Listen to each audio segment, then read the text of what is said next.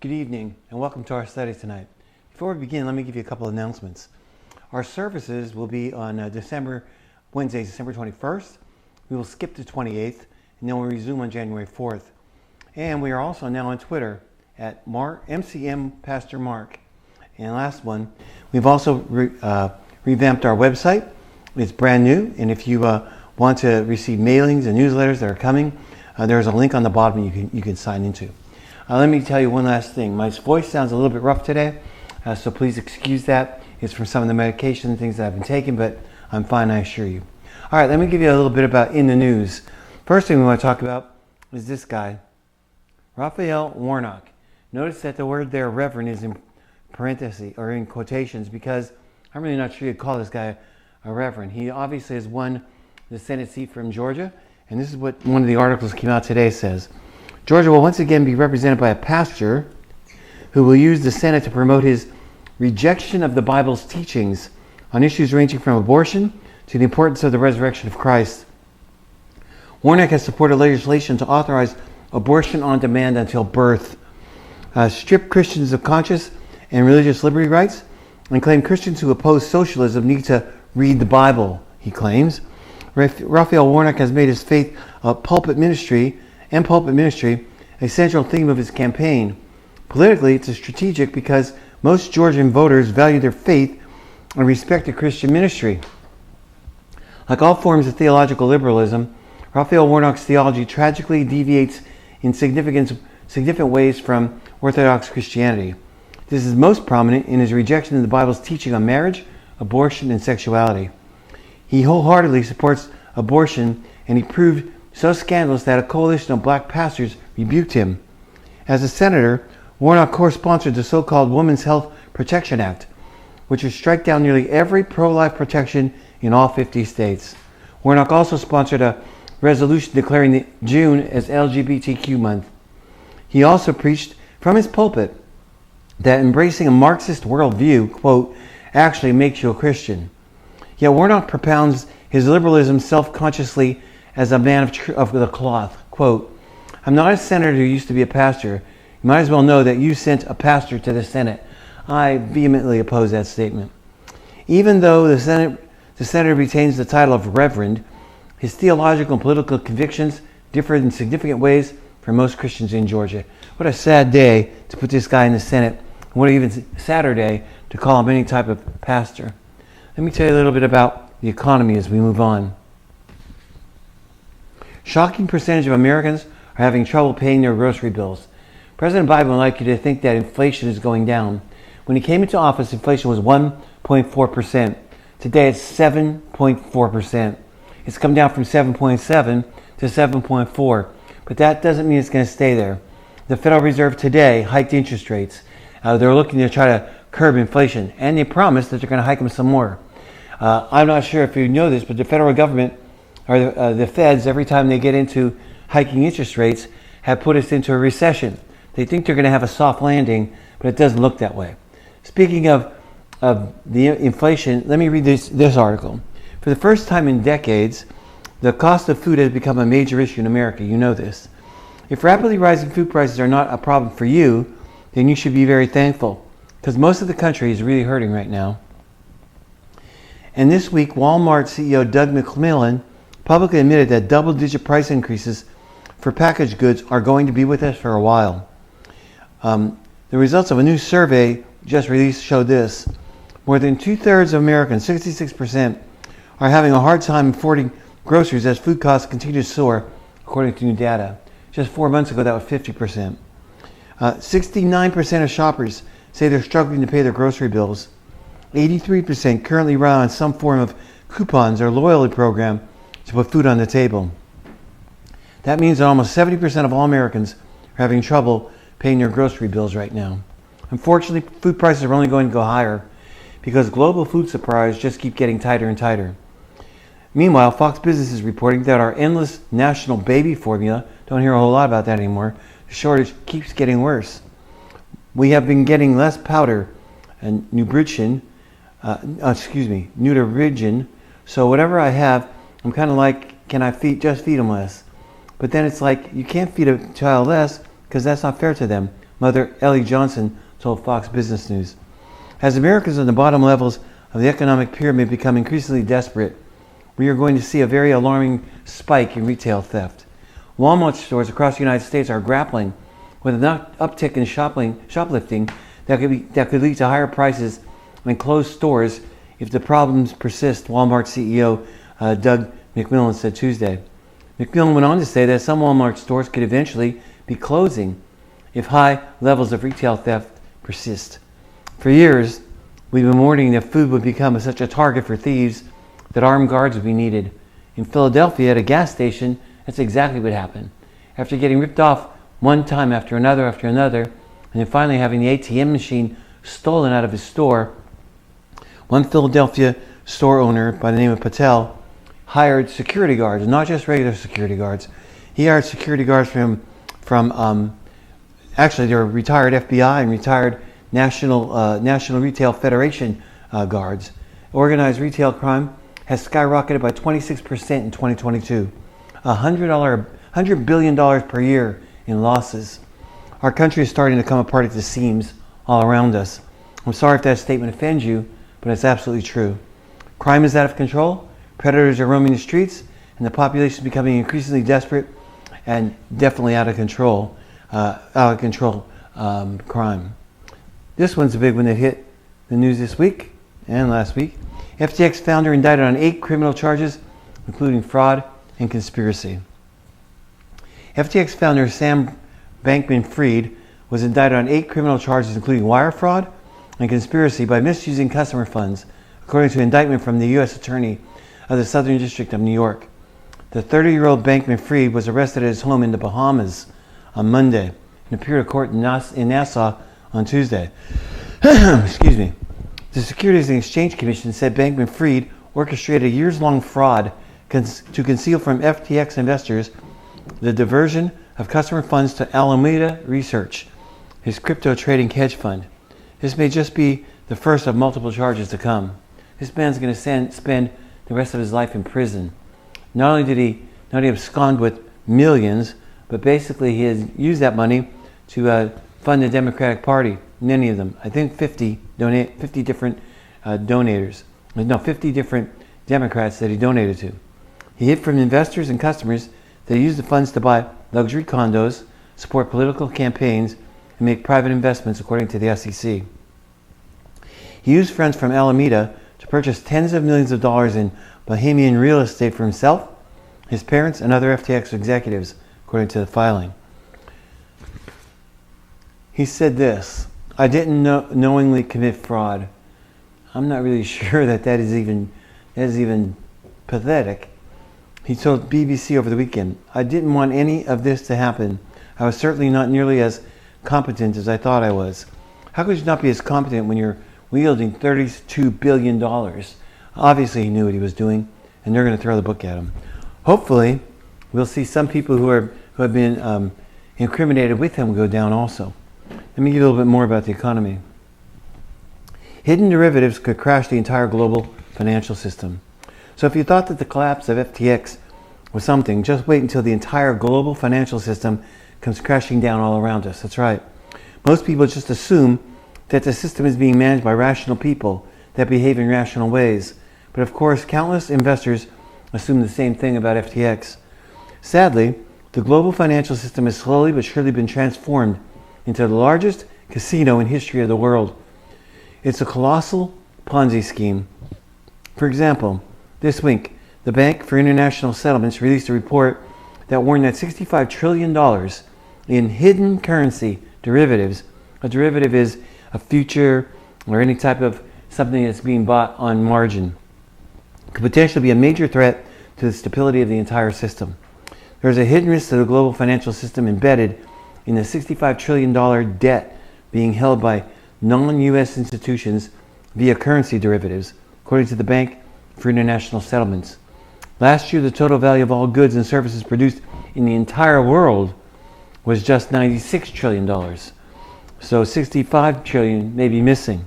So we are talking about an amount of money that's almost unimaginable. For researchers of the BIS, it's the sheer scale of the swaps that's worrying. There's a staggering volume of off-balance sheet dollar debt that's partially hidden. When this thing finally implodes, there isn't going to be enough money in the entire world to fix it all. But don't worry, the experts tell us that they have everything is fine.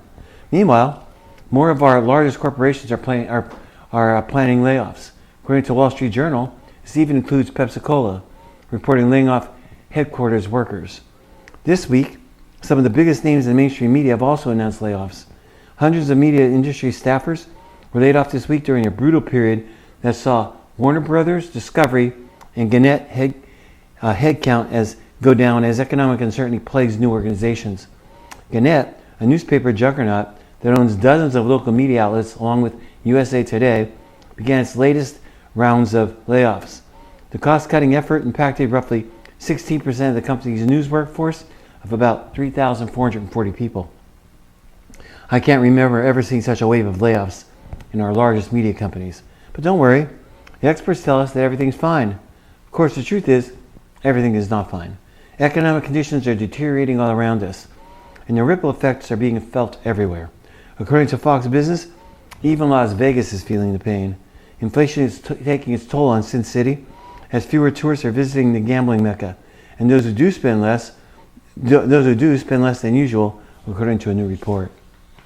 Well, not only economically and politically, but unfortunately, when it comes to war, other things are gearing up. U.S. Admiral warns of a future war. Recently, U.S. Navy Admiral and head of U.S. Strategic Command, Charles Richard, made a sobering observation. Quote, "This Ukraine crisis that we're in right now, this is just a warm-up. The big one is coming, and it isn't going to be very long before we're going to get tested in ways that we haven't been tested in a long time." Maybe that's the reason why today, we okayed Patriot missiles, battalions of Patriot missiles to go to Ukraine. The Admiral further discussed how the United States military is falling behind China in almost every way. He referred to the U.S. military as a slowly sinking ship. He also noted with regards to the U.S. government and military, we used to know how to move fast, and we have lost the art of that. Its awesome military might has long been a key source of pride for the United States. In recent decades, however, military cutbacks and budget cuts have undermined the strength of the nation's armed forces. In addition, U.S. leaders seem to have lost the backbone necessary not only to project power, but also to back up promises and combat threats. While prophecy reveals that sobering times are coming for once great Western powers, many prophecies also remind us that we're drawing closer to the time when Christ will return and set up his kingdom on earth. Man, I can't wait. I don't know about you. Speaking of military, war, and China, a Pentagon report came out today. China's nuclear buildup could overtake America's. This is unbelievable. The Pentagon's new Chinese military power report provides troubling insights on the extent of the growth of the communist regime's nuclear arsenal. It describes a nation bent on multiplying its nuclear forces.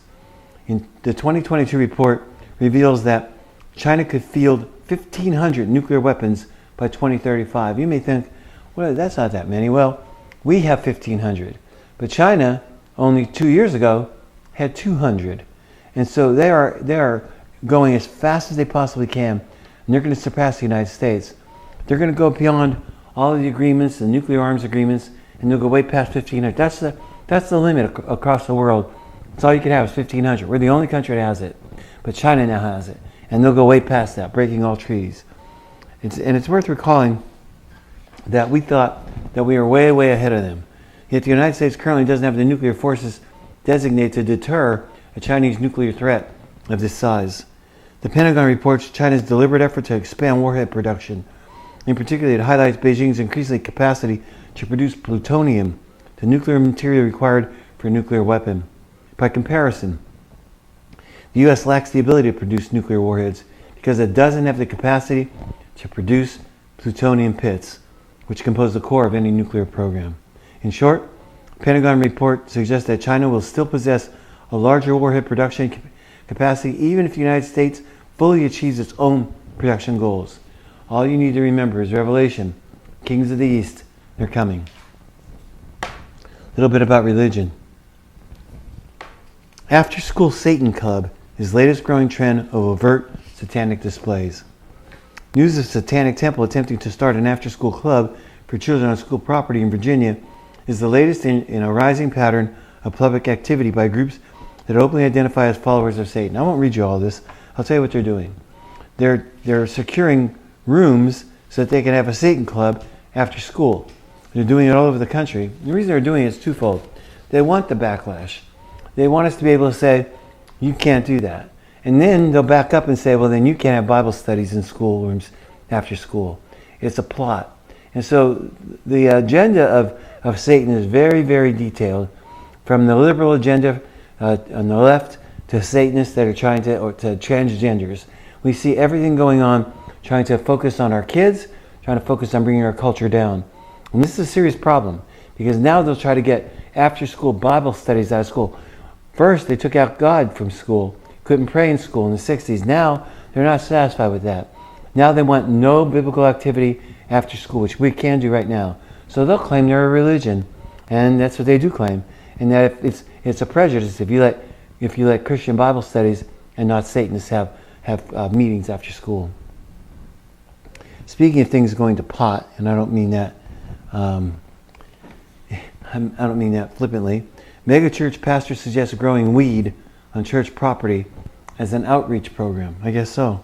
An Atlanta megachurch pastor contended that growing cannabis on his church property would be a successful outreach tool. New Birth is the largest land-owning black church in America. Pastor James Bryant of Birth Missionary Baptist Church recently told the Cool Sorrow podcast host Rosh Ali. He added, "My position to my deacons is, why are we not raising cannabis?" Bryant stressed the effort would not only bring black males to the church, but also give them the opportunity to learn concepts of sustainable farming and preserve the ecosystem. I'll be able to bring in black males. They're able to do it legally. I'm teaching them farming. I'm helping them to enhance the ecosystem, the megachurch pastor explained. So if the guy, black boy, and bank kids said, "They growing weed in that church? Where do I join?" I don't need no pamphlet for him. Forget his double negatives. Despite Brian's proposition, marijuana is currently illegal in Georgia. In recent years, there has been a growing debate among Christians on the use of cannabis.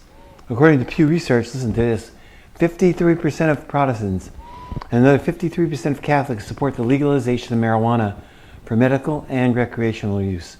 Meanwhile, a Lifeway Research surveys shows that 76% of U.S. pastors opposed the use and legalization of marijuana, while 18% said it should be legalized. Moral decay. Enlisting doctors as evangelists to preach the gospel of transgenderism. Dr. Rachel Levine, I'll tell you who she is in a moment, a man who identifies as a woman, tried to enlist children's doctors and nurses into the transgender activist movement, urging them to become evangelists and preach the gospel of transgenderism. Anything less would be a betrayal of their profession and science itself, she argued.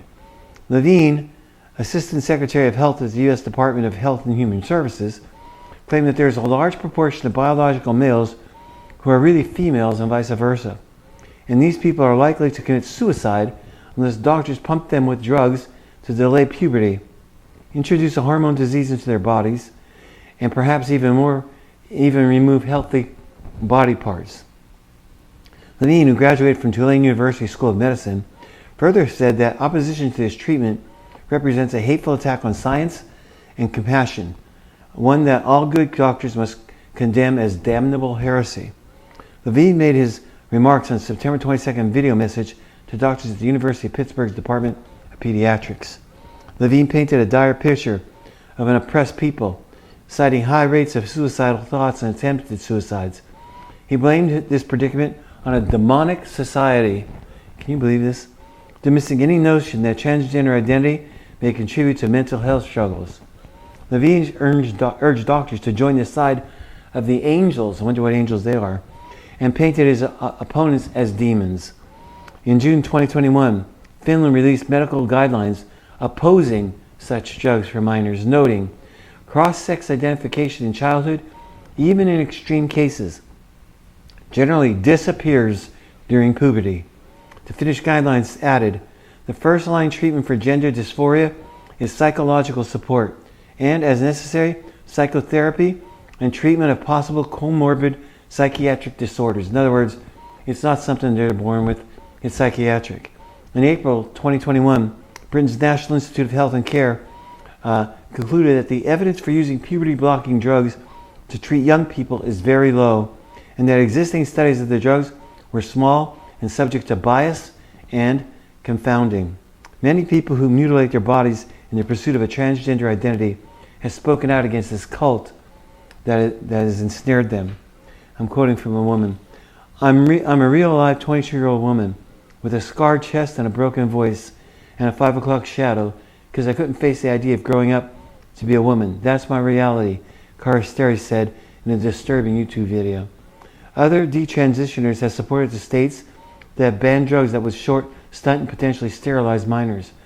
I believe every state needs to pass a law that protects our youth in this way, Chloe Cole, a woman who desisted from a male gender identity, said.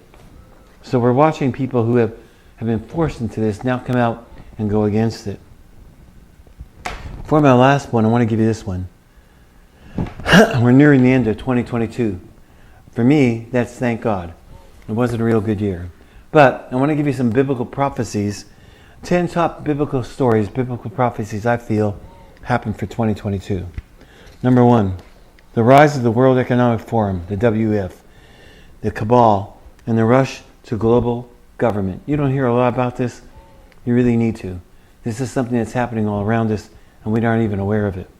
10 years ago, had you heard of Klaus Schwab?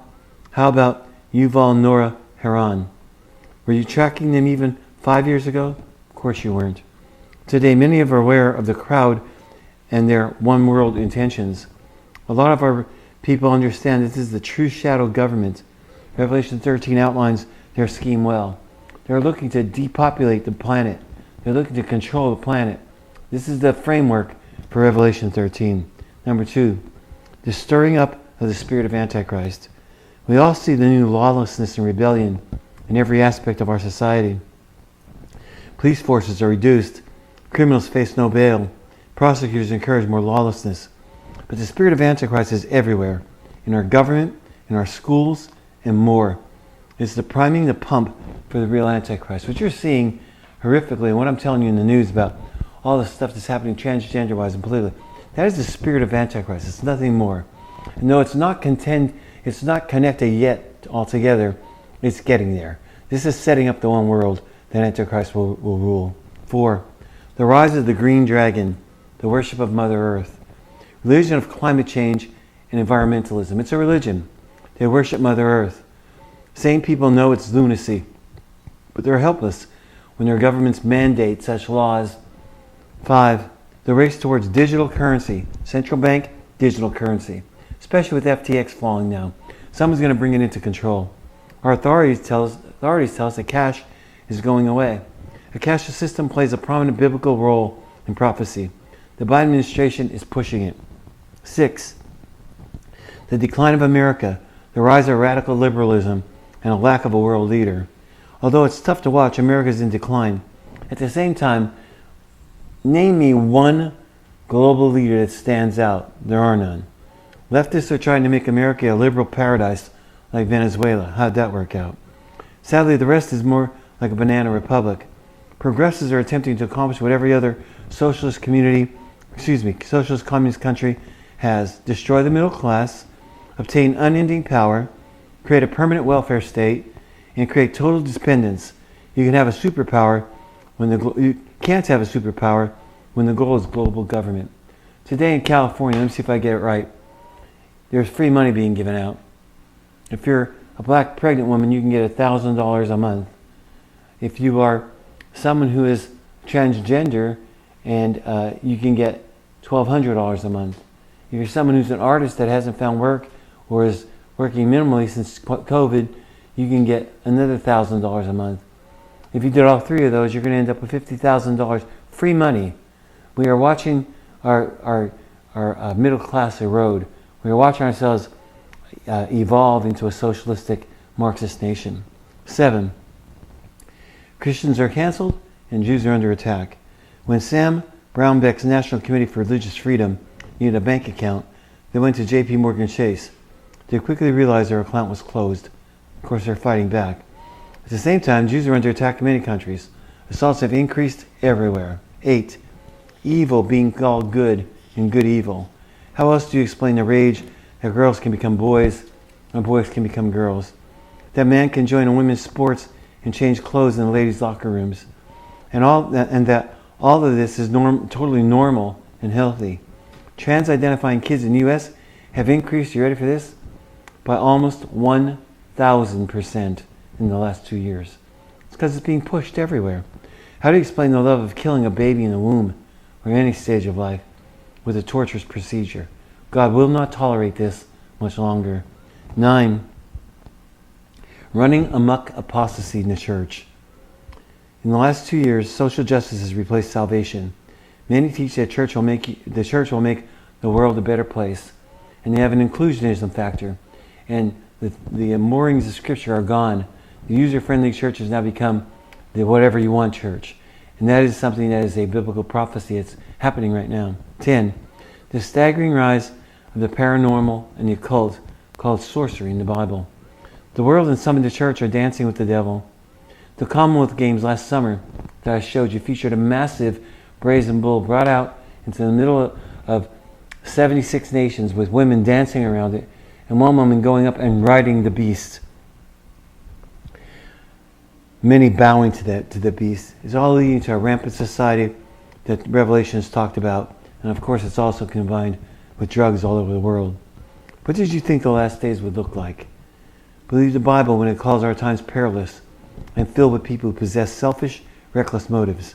God is orchestrating events to wind up this amazing drama known as the church age. The last act may be on display.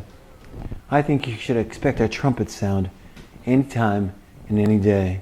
1 Thessalonians 4. And lastly, when that was bad news, let me give you a little good news. The power of purpose. For years, researchers have known that living life with a sense of purpose and meaning helps people live longer, happier lives. A new study of over 13,000 people, 50 years old and older, clarifies the power of this effect even more.